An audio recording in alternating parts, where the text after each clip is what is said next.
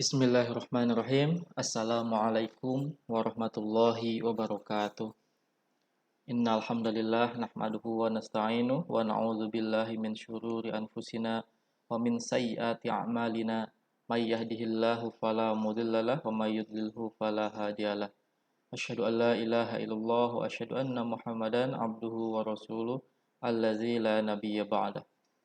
Pertama-tama puji syukur kita selalu ucapkan kepada Allah Subhanahu wa taala atas karunia dan nikmatnya, apalagi nikmat iman dan Islam masih melekat pada kita. Dan ya, tak lupa salawat dan salam kepada baginda Nabi Yuna Muhammad Sallallahu Alaihi Wasallam.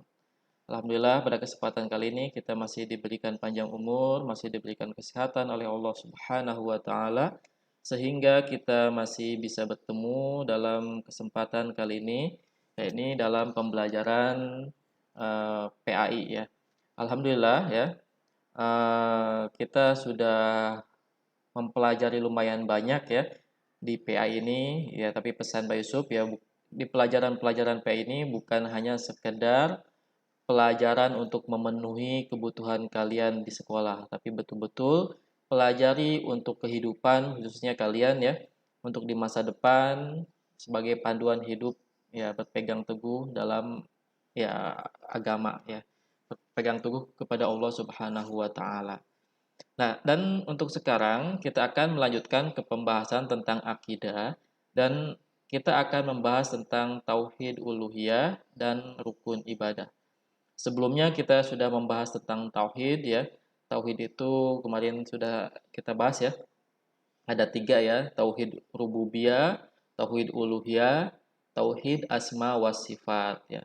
Kemarin kita sudah bahas tentang tauhid rububiyah dan untuk kali ini kita akan bahas tentang tauhid uluhiyah. Nah, di buku kalian pun insya Allah ada ya, bisa dicek nanti ya, halaman 37. Nanti dibaca-baca ya. Kalaupun seandainya beda bukunya ya nggak masalah ya. Tapi yang penting ada di buku kalian, bisa cari yang materinya tentang tauhid uluhiyah. Nah, tauhid uluhiyah itu ya ini termasuk bagian dari tauhid yang tadi ya, rububiyah, uluhiyah, asma wa sifat. Nah, di sini dijelaskan juga ya, tauhid uluhiyah adalah mentauhidkan atau mengesakan. Ya, mentauhid itu mengesakan. Esa itu satu ya. Tidak ada lebihnya gitu ya. Mentauhidkan atau mengesakan Allah dalam hal uluhiyah. Uluhiyah berasal dari kata ilah.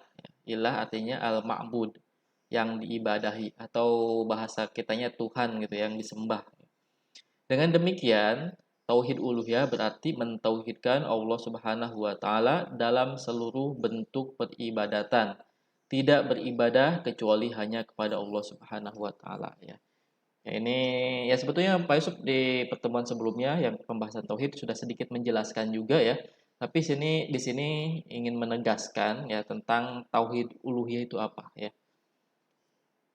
Jadi intinya yang paling dasarnya ya harus dipahami bahwa ketika kita beribadah kepada Allah Subhanahu wa taala, ya ketika beribadah, maaf, ketika beribadah hanya kepada Allah Subhanahu wa taala, tidak kepada yang lain, apapun itu ya. Mau bentuknya ya Tuhan-Tuhan yang sudah dikenal di lingkungan kita ataupun bahkan yang tidak dikenal. Ya misalnya kalau yang dikenal kan ada Buddha yang diakui oleh umat Buddha, atau ada Yesus yang diakui oleh Nasrani, terus ada yang lain-lain ya. Nah, bahkan yang tidak dikenal pun misalnya ada hal-hal lain ya seperti ya kepercayaan di masyarakat atau bahkan keyakinan di dalam diri kita sendiri itu terhadap sesuatu, yaitu termasuk hal yang tidak boleh ya. Betul-betul beribadah itu, menyembah itu hanya kepada Allah Subhanahu wa taala. Nah, selanjutnya di sini ada pembahasan tentang makna ibadah. Ibadah adalah ketaatan yang disertai dengan kecintaan dan ketundukan yang sempurna.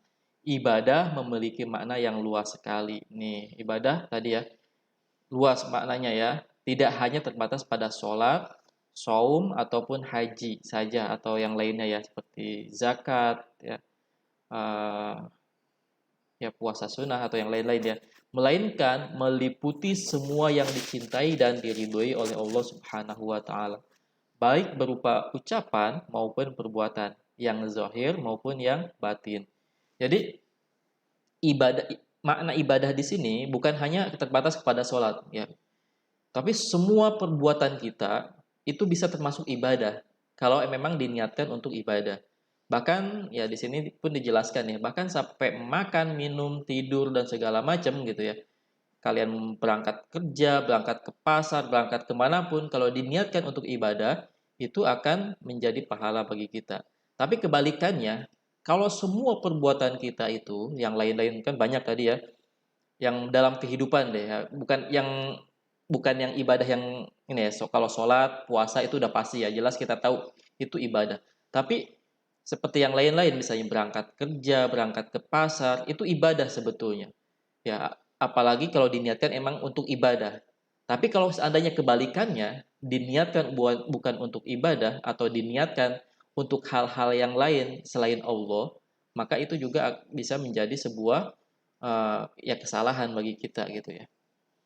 Ya seperti makan, kalau diniatkannya emang lillahi ta'ala untuk Allah Subhanahu wa taala, misalnya supaya kita kuat beribadah, kita makan supaya kuat untuk kerja, kita makan supaya kuat untuk belajar, maka itu insya Allah di situ ada nilai ibadahnya.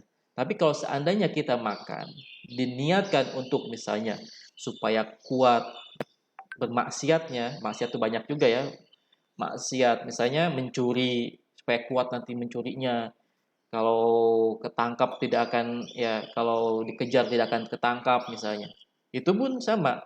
Itu akan menjadi sebuah apa? Sebuah dosa atau kesalahan kita kepada Allah Subhanahu wa taala. Kayak gitu ya.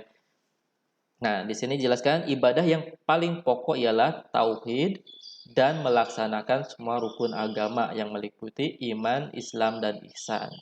Nah, ini ya, yang paling pokok adalah tauhid. Terus yang selanjutnya, di sini selain itu, berdoa berserah diri khusyuk, bertaubat, memohon pertolongan dan perlindungan, menyembelih hewan, berbakti kepada orang tua, guru dalam perkara yang dicintai oleh Allah Subhanahu wa taala, ya seperti membaca Al-Qur'an, berbuat baik kepada fakir miskin, mencintai semua muslim, berkata benar dan sopan juga termasuk dalam pengertian ibadah. Ya tadi yang seperti Pak Yusuf jelaskan ya, semua hal itu sebetulnya bisa dikaitkan dengan ibadah. Jadi ya intinya Pak Yusuf ingin menjelaskan bahwa ibadah itu bukan hanya sekedar yang sudah kita tahu aja seperti sholat, puasa gitu, haji, bukan hanya itu, zakat, tapi semua perbuatan kita itu adalah bernilai ibadah ya, bernilai ibadah jika diniatkan untuk beribadah ya. Berbuat baik kepada orang, kita menolong orang, ada teman kesusahan, misalnya kalian di kelas nanti lagi belajar, ada teman tidak bawa pulpen, kalian pinjemin pulpennya, itu adalah ibadah. Ada teman gak bawa minum, kalian ya kasih minum. Ada teman lupa bawa makan, ya orang tuanya lupa membawakan makanan, kalian berbagi, itu nilai ibadah semuanya ya. Semua hal itu ibadah. Tapi yang paling utama juga harus ada niatnya. Dalam hati kita diniatkan untuk ibadah. Oke, bahkan makan dan minum ya tidur pun akan bernilai ibadah di sisi Allah jika diniatkan agar badan kuat dan segar untuk menunaikan ketaatan kepada Allah. Nah, ini berlaku kebalikannya ya. Makan, minum, tidur akan bernilai apa namanya? Bernilai dosa di sisi Allah jika diniatkan untuk bermaksiat ya. Misalnya supaya kuat ketika tadi ya Pak Yusuf jelaskan, supaya kuat ketika mencuri, supaya kuat ketika membantu kejahatan dan segala macam gitu ya. Itu akan bernilai dosa juga gitu kebalikannya. Dan yang selanjutnya harus dipahami juga ya. Nah, di sini ada ayat Al-Qur'an dalam surat Az-Zariyat ayat 56, A'udzubillahi minasyaitonirrajim, wa ma khalaqtul jinna wal insa illa liya'budun. Wa ma, dan tidaklah aku ciptakan jin dan manusia kecuali untuk beribadah. Nah, ini kata Allah Subhanahu wa taala ya. Jadi memang salah satu tujuan penciptaan manusia adalah untuk beribadah kepada Allah Subhanahu wa taala. Itu ya.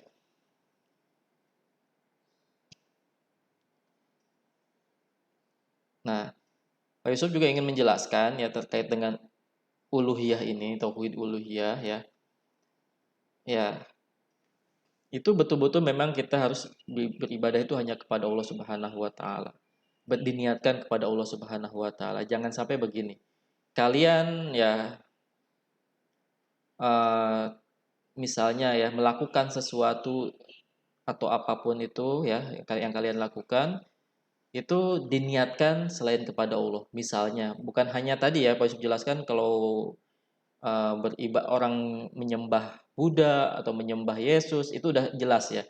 Itu udah menyalahi aturan ini ya. Tapi bahkan hal-hal terkecil misalnya seperti kalian bergantung kepada teman yang ngerasa misalnya wah kalau teman ini nggak ada saya gimana.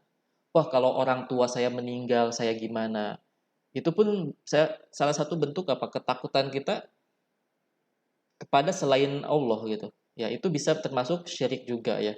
Terus kalau nih misalnya sebagai orang dewasa misalnya nanti suatu saat kalian akan merasakan salah satunya uang itu berpengaruh sekali. Nah, kalau seandainya kalian ketika tidak punya uang sama sekali, wah kalian pusing, waduh gimana ini segala macam.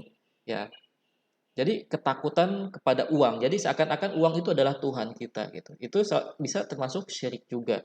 Nah, tapi dalam hal itu ya semuanya itu kita kembalikan kepada Allah Subhanahu wa taala supaya memperkuat apa?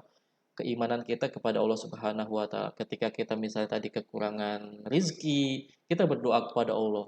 Selain berdoa, kita ikhtiar cari jalan gimana caranya kita mendapatkan jalan untuk menemukan itu ya. Ya tadi untuk menyelesaikan kesulitan-kesulitan kita. Nah, itu tapi yang pertama didasari apa? Kepada Allah Subhanahu wa taala dulu. Kita berdoa meminta pertolongan kepada Allah Subhanahu wa taala, minta jalan dan petunjuk. Dan insya Allah dikasih petunjuk oleh Allah Subhanahu wa taala dan ya harusnya kita jauhkan ya kepada hal-hal yang tadi ya, kepada selain Allah. Apalagi kita menghamba kepada selain Allah. Itu ya. Nah, selanjutnya lanjutan dari tauhid uluhiyah ini adalah tentang rukun-rukun ibadah. Nah, rukun ibadah maksudnya apa? Ini hal-hal yang akan diterima oleh Allah Subhanahu wa taala jika hal-hal ini dipenuhi oleh kita. Nah, kita beribadah. Tadi kan ibadah itu apa aja ya? Bisa yang berbentuk sholat, puasa, zakat, atau bahkan semua yang kita lakukan. Ya, itu adalah ibadah. Nah, ibadah itu harus atas dasar ini ya. Ada tiga rukun yaitu yang pertama mahabbah. Mahabbah artinya cinta. Nah, harus didasari oleh cinta kepada Allah Subhanahu wa taala. Itu. Ya, di sini ada ayat Al-Qur'an dalam surat Al-Baqarah ayat 165. A'udzubillahi minasyaitonirrajim. Wa minan nasi may yattakhidhu min dunillahi andada yuhibbunahum ka hubbillah walladzina amanu asyaddu hubban lillah. Dan di antara manusia ada orang-orang yang menyembah Tuhan sebagai tandingan-tandingan selain Allah. Mereka mencintainya sebagaimana mereka mencintai Allah. Adapun orang-orang yang beriman sangat besar cintanya kepada Allah Subhanahu wa taala. Jadi, ketika kita beribadah kepada Allah, bentuknya apapun ibadah kita yang memang disyariatkan seperti sholat puasa dan zakat ataupun hal-hal yang kita lakukan sehari-hari itu harus atas dasar cinta kepada Allah Subhanahu wa taala. Hubbalillah ya. Terus yang kedua ada khauf. Khauf artinya takut. A'udzubillahi minasyaitonirrajim. Wa amma man khaufa maqama rabbih wa nahan nafsa 'anil hawa fa innal jannata hiyal ma'wa. Dan adapun orang-orang yang takut kepada kebesaran Tuhannya dan menahan diri dari keinginan hawa nafsunya, maka sesungguhnya surgalah tempat tinggalnya ya. Jadi selain cinta juga kita harus takut kepada Allah Subhanahu wa taala. takut tidak dicintai Allah, takut tidak tidak ditempatkan oleh Allah Subhanahu wa taala di tempat yang ya terbaik gitu. Jadi kita pengennya kan di tempat yang terbaik. Terus yang selanjutnya ar-roja. Roja itu artinya harapan. Roja bukan raja ya. Ya kalau bahasa Indonesianya mungkin ditulis begini tapi aslinya oro ya. Roja, roja artinya harapan. Roja ya. Roja harapan. Faman kana yarju liqa'a rabbih falyamal amalan sholihan wala yusyrik bi ibadati rabbih ahada. Ini dalam surat Al-Kahfi. Dan barang siapa atau siapa saja yang mengharap perjumpaan dengan Allah Subhanahu wa taala, sini dengan Robbi itu Tuhan ya, dengan Tuhannya, maka hendaklah ia mengerjakan amal soleh dan janganlah ia mempersekutukan seorang pun dalam beribadah kepada Tuhannya atau maksudnya kepada Allah Subhanahu wa taala. Jadi betul-betul kita harus berharap kepada Allah Subhanahu wa taala untuk bertemu ya nanti gitu. Nah, kita beribadah kepada Allah hendaklah atas dasar rasa cinta kepadanya disertai rasa takut akan siksanya dan mengharapkan kasih sayang Allah Subhanahu wa taala. Inilah hakikat ibadah yang sesungguhnya. Karena itu, janganlah kita beribadah karena terpaksa atau karena malu kepada orang lain. Karena beribadah seperti ini akan sia-sia. Nah, ini penting sekali ya. Kalian jangan sampai gitu ya, eh, beribadah itu ya seperti kalian puasa, sholat ya. Jangan sampai memang karena disuruh orang tua gitu. Hanya gitu. Karena kalian kan sekarang udah lumayan dewasa ya kelas 6. Jadi betul-betul memang harus dimulai gitu. Ibadah itu memang karena kebutuhan kita kepada Allah Subhanahu wa taala. Walaupun seandainya orang tua kita tidak menyuruh kita. Waktunya sholat ya sholat, waktunya puasa ya puasa. Nah, gitu. Jadi jangan sampai gini, pas gak ada orang, ketika nggak ada orang tua, kalian santai-santai nggak sholat gitu. Ketika ada orang tua, sok khusyuk banget sholat, yang gak gitu ya. Harusnya ada orang tua, nggak ada orang tua yang melihat kita atau siapapun yang melihat kita, tetap sholat seperti biasanya, sekhusyuk biasanya, gitu. Ketika ada orang tua, sholat seperti ya khusyuk. Ketika nggak ada orang tua, sholat pun khusyuk ya. Mengharapkan apa? Tadi kecintaan Allah Subhanahu Wa Taala kepada kita dan kita takut kalau seandainya nggak sholat, kita takut akan siksanya Allah Subhanahu Wa Taala. Itu ya. Jadi betul-betul ibadah itu hanya kepada Allah. Jangan sampai diniatkan dengan ria. Ria itu apa? Ingin dilihat orang lain. Kayak tadi ya, ingin dilihat orang tua. Ya, kalian misalnya lagi pengen sesuatu, rajin banget sholatnya. Di depan orang tuanya paling khusyuk banget. Allahu Akbar gitu misalnya. Sampai yang biasanya biasa aja dibesar-besarin suaranya gitu ya. Ya, Al-Fatihah juga dibesarin. Doa iftitahnya juga dibesarin. Allahumma ba'id. Padahal kan harusnya diam apa? Sir aja. Sir itu apa namanya? Nggak perlu dikeraskan gitu. Karena memang misalnya pengen didengar orang tua, ya dibesar-besarin. Itu juga nggak boleh ya. Harusnya ya kita ibadah itu betul-betul lillahi ta'ala aja. Karena Allah subhanahu wa ta'ala saja. Nah, ini loh ya Allah tidak akan memberikan pahalanya kepada orang yang yang beribadah atas dasar terpaksa atau ria. Oke, nanti silakan dibaca lagi ya bukunya, dibaca lagi, dipahami lagi dengan baik ya. Terus seperti biasa ya, Pak Yusuf ingin untuk pertemuan kali ini kan biasanya kalian mengerjakan bagian tiganya. Kalau sekarang untuk pertemuan kali ini, Pak Yusuf ingin meminta kalian pilih salah satu dari dua tadi ya materi. Yang pertama materi tentang tauhid uluhiyah, yang keduanya tentang rukun ibadah. Pilih salah satu, kalian jelaskan, direkam ya, direkam dan dijelaskan seperti biasa kirim ke Google Classroom-nya. Itu ya. Semoga bisa dipahami dengan baik ya. Intinya dibaca lagi bukunya, ya, dengarkan penjelasan Pak Yusuf dan dibaca bukunya supaya lebih paham. Setelah itu kalian ketika sudah paham bisa catat sedikit apa yang mau kalian sampaikan. Setelah itu silahkan direkam. Tidak perlu lama-lama ya. Ya 2 menit, 3 menit, ya terserah kalau kalian bisa sampai 5 menit silahkan gitu ya. menjelaskan isi materi yang tadi. Pilih salah satu, bisa tauhid uluhiyah ataupun terkait rukun-rukun ibadah. Mungkin sekian dari Pak Yusuf ya, semoga bisa dipahami materinya dan tugasnya. Jazakumullahu khairan sudah mau mengikuti pembelajaran kali ini, sudah ya mengikuti dan menonton penjelasannya. Jazakumullahu khairan. Kita tutup dengan kafaratul majelis. Subhanakallahumma wa bihamdika asyhadu an la ilaha illa anta astaghfiruka wa atubu ilaik. Assalamualaikum warahmatullahi wabarakatuh.